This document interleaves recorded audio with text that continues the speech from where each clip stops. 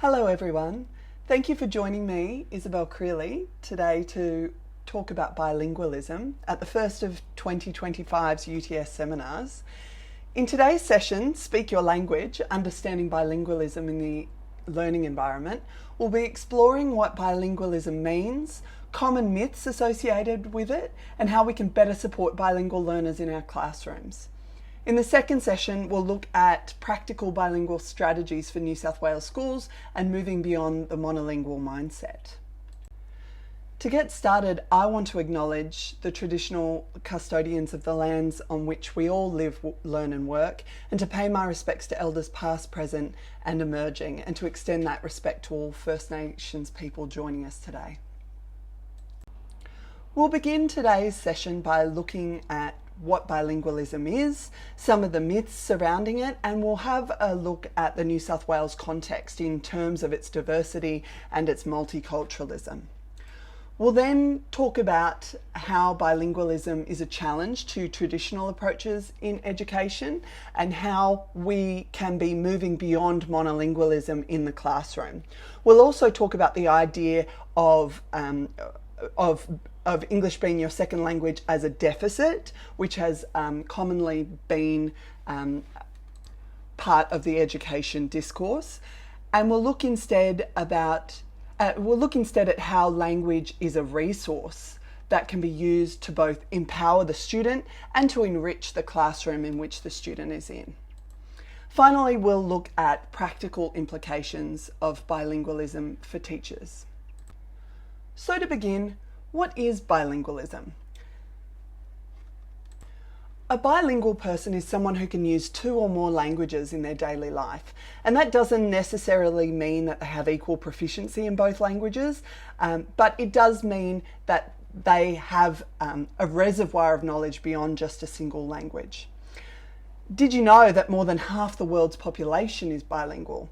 In fact, bilingualism is the norm globally rather than the exception. And yet in many English-speaking countries, including Australia, bilingualism is often seen as unusual or even problematic in schools.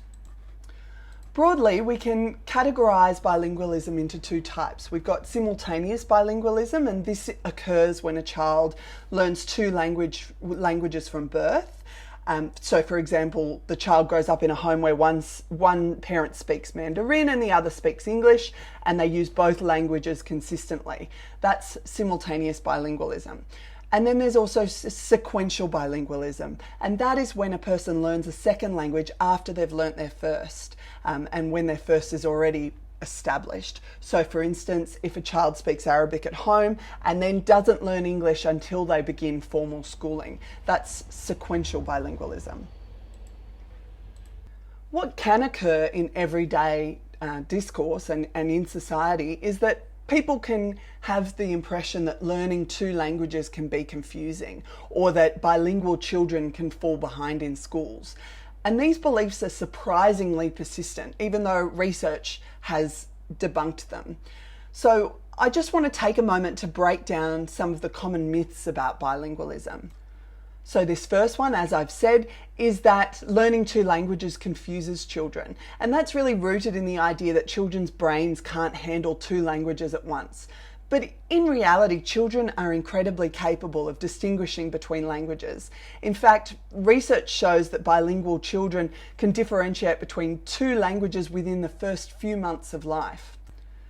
But in practice, what can sometimes happen is that children mix languages occasionally. And this is part of normal development or code switching.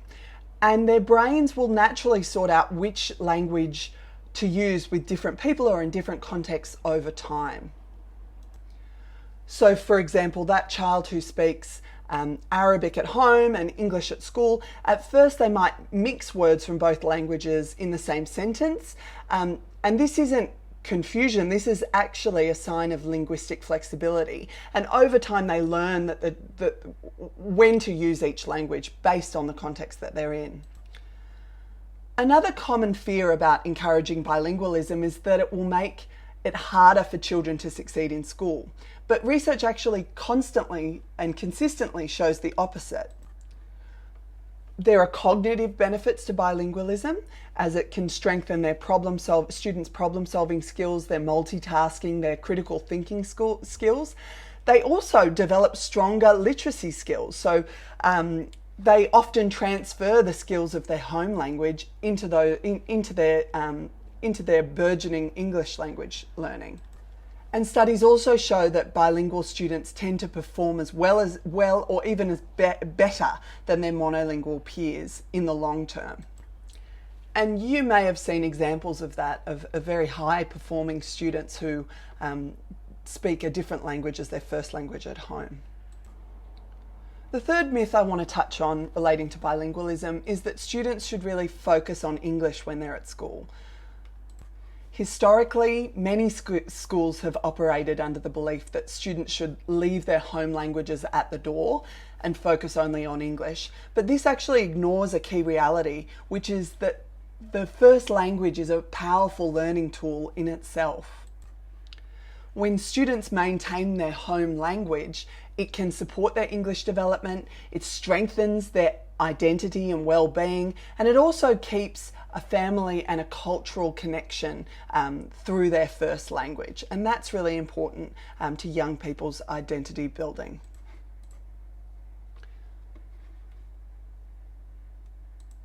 So the research-based realities are that bilingualism does not confuse children, but it enhances their cognitive flexibility.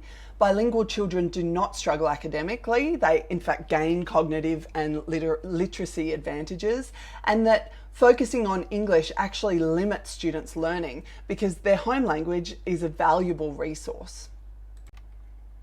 So when thinking about this language diversity, take a moment to think about your own classroom or your own school and how many of your students speak a language other than English at home.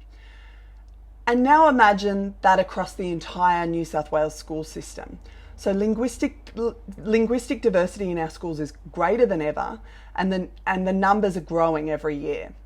As of March 2024, nearly 40% of students in New South Wales came from a background where English wasn't their first language. And that's over 300,000 students across the state. And I'm drawing this data from the New South Wales DET report, which you can see here. And in 2022 alone, New South Wales schools welcomed more than 8,600 newly arrived students, and they came with 138 different languages.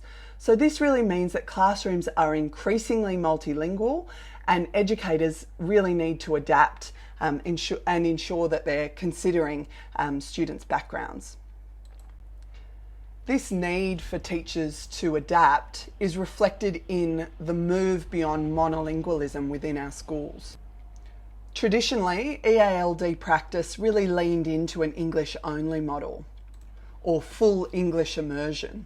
And this was the idea that if students were surrounded by English, then they would learn faster.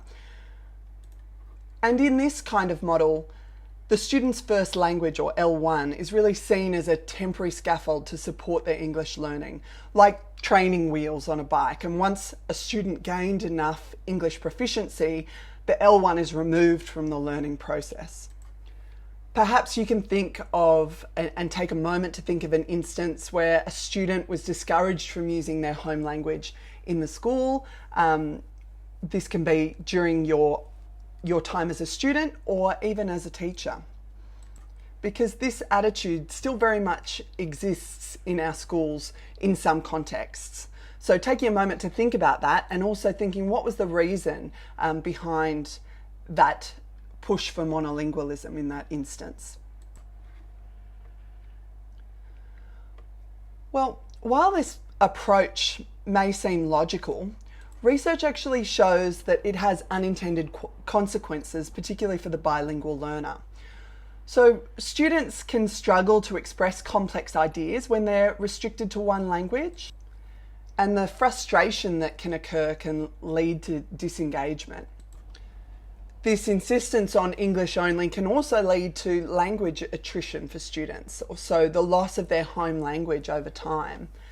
And this can impact not just their ability to communicate with family, but also their identity, and can have consequences for cognitive development. Finally, students can also feel that their language and culture isn't valued in the classroom if they're being asked to only use English, and this can affect their confidence and their performance as well as their engagement. So the key takeaway is really that moving beyond monolingualism doesn't mean abandoning English learning. It just means broadening your focus to recognise that students' home languages are assets, they're not obstacles, and they can be leveraged to support deeper learning for students. So let's explore how bilingualism can be a resource in the classroom. If we acknowledge that New South Wales classrooms are multilingual, then the question is, how can we use this to our advantage? What if, instead of treating bilingualism as a challenge, we saw it as a resource?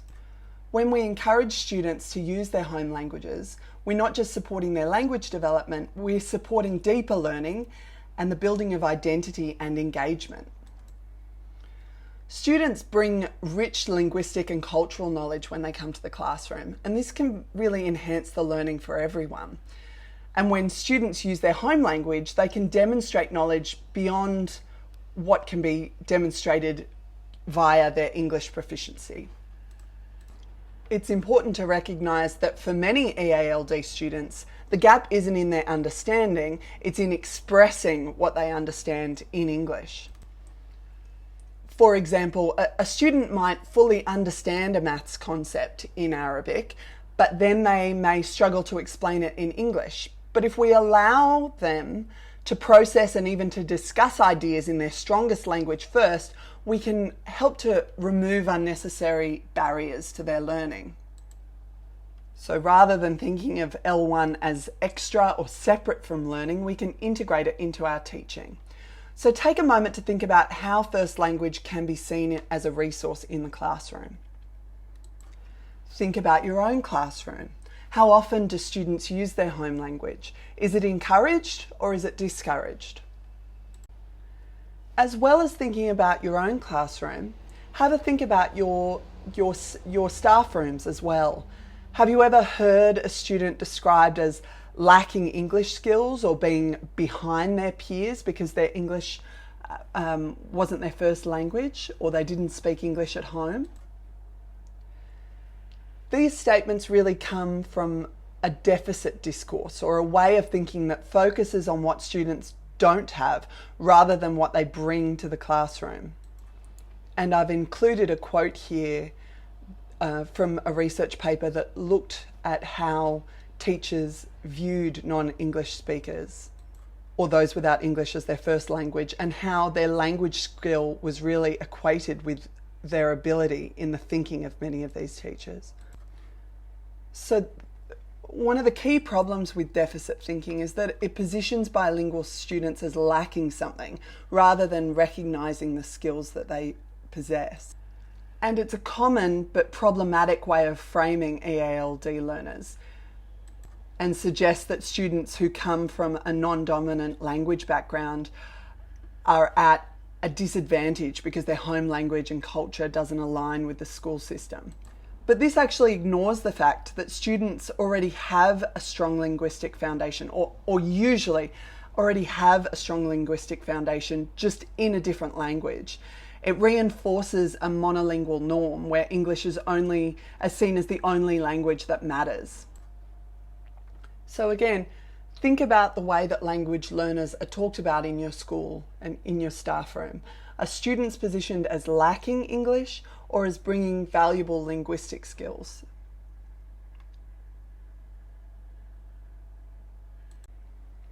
This deficit thinking can shape everything from classroom practices through to school policies, and it can make students feel like their home language is a barrier to their success rather than an asset.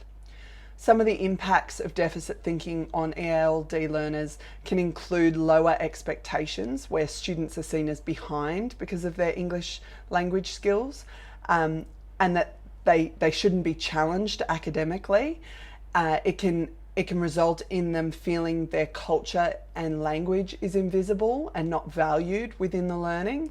And it can also erode their confidence, leaving them feeling discouraged or disengaged. So think of an example where a student writes a sophisticated argument in Mandarin, but struggles to transfer that into English. If we only assess their English ability, we miss their deeper critical thinking skills.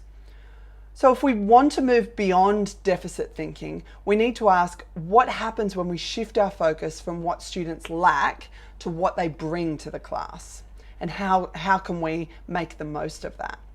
So this is the idea of moving towards an asset-based approach. So this is about recognizing students' home languages as valuable resources in learning, using bilingual strategies to bridge understanding, and encouraging students to draw on their full linguistic repertoire in their learning. In doing so, we'll be recognizing that bilingualism is a strength rather than a challenge.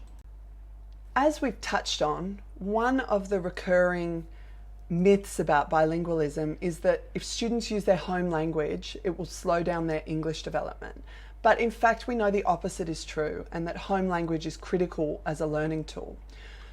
It helps with cognitive development in that bilingualism strengthens memory, attention, and problem-solving skills.